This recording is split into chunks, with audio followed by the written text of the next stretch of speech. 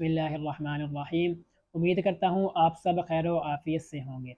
आज के इस कंटेंट में आपको बताएंगे कि अगर किसी का कोई असीज़ फ़ौत हो चुका है तो उसके हिस्से की नमाज़ों को किस तरह अदा कर सकते हैं।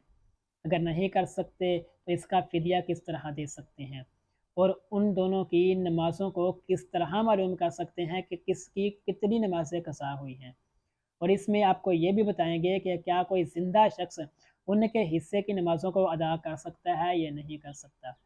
याद रखें, मर्द और औरत इन दोनों की नमाज़ों को मालूम करने के जो अहकाम हैं थोड़े डिफरेंट हैं, क्योंकि मर्द की नमाज़ें जितनी उसकी क़ज़ा हुई हैं उतनी ही रहती हैं, लेकिन औरत की नमाज़ों में कुछ तख़फ़ीफ़ होती है शरीयत के उसूलों की वजह से।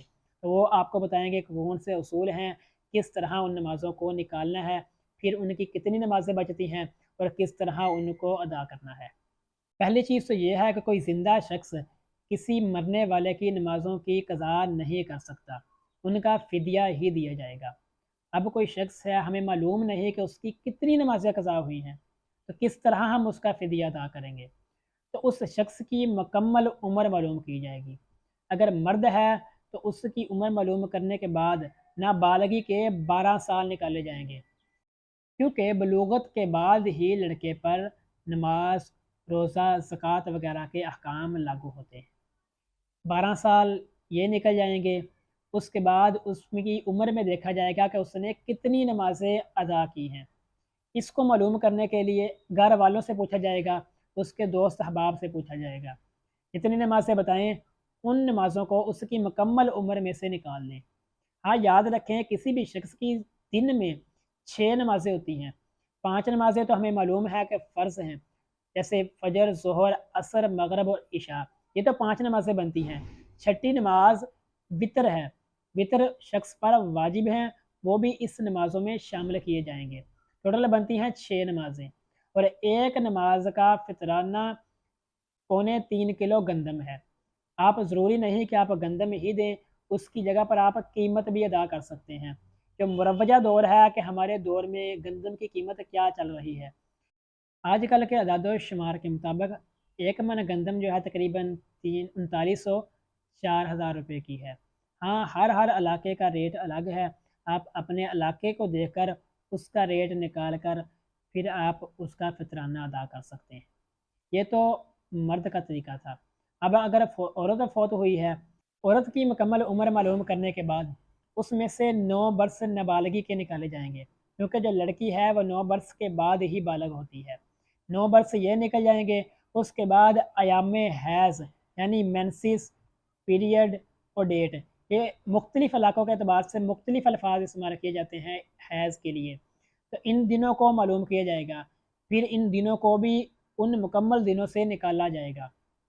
इसके बाद अगर हमें मालूम नहीं है कि कितने दिन उसको हैज़ आता है, तो उसका आसान तरीका ये है कि आप हर महीने के 3 दिनों की नफ़ी करेंगे। ये 3 दिन निकल जाएँगे। अगर हाँ, ज़िंदगी में ये भी देखना है कि वो औरत शादीशुदा है या नहीं। अगर शादीशुदा है तो फिर हमल कितने हुए हैं, यानी कि उसके कितने बच्चे हैं। अब बच्चों का हिसाब भी लगाया जाएगा। हर हमल में के दिनों में जो हैज़ के दिन हैं, उनको नहीं निकाला जाएगा, क्योंकि अयाम हमल में औरत को हैज़ नहीं आता। ये दिन भी नहीं निकालेंगे।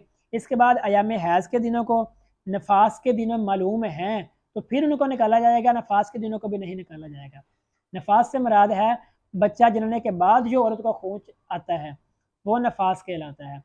हाँ, अगर मुद्दत मालूम है तो फिर उन दिनों को निकालेंगे, अगर मुद्दत मालूम नहीं है तो फिर नहीं निकालेंगे, क्योंकि कम से कम नफास की मुद्दत शरीयत ने नहीं बयान की। हो सकता है कि 1 मिनट के बाद ही वो पाक हो गई हो, यानी कि 1 मिनट उसको निफास का खून आया, उसके बाद वो फ़ौरन पाक हो गई। लिहाज़ा ये इन दोनों की नमाज़ों को निकालने का तरीका है। इन अयाम को जमा करने और निकालने के बाद गंदम का रेट भी जब मालूम हो गया, तो उसके बाद हम एक सदका फ़ितर जो है वो 320 रुपए का है। दावत इस्लामी और मुफ्ती पाकिस्तान ने 320 रुपए मुकर्रर किया है एक फ़तराने की कीमत। तो 320 में अगर 6 नमाज़ें 1 दिन की हैं, तो ये 1920 रुपए बनते हैं। और जब पूरे मंथ की नमाज़ों के साथ उसको मल्टीप्लाई करेंगे, तो ये तकरीबन 57 से 58 हज़ार रुपए बनते हैं। तो ज़ाहिर-सी बात है, ये इस तरह ये एक मंथ का है, फिर पूरे साल का, फिर पूरी ज़िंदगी का बिलफ़र्ज़ अगर 50 साल उसकी ज़िंदगी हो, उसमें उसने कोई नमाज़ ना पढ़ी हो, तो ये बहुत बड़ी कीमत बन जाती है। लिहाज़ा इतनी बड़ी कीमत का अदा करना तो उसके लिए आसान नहीं है। फिर इसका ईज़ी सा तरीका ये है कि वो एक दिन की नमाज़ों का हिसाब लगा के जो उसके पैसे बनते हैं, वो किसी शरई फ़कीर के पास जाए, उसको कहे तमाम अपनी ये सिचुएशन बता दे कि मैंने अपने अज़ीज़ की नमाज़ों का फ़ितराना देना है।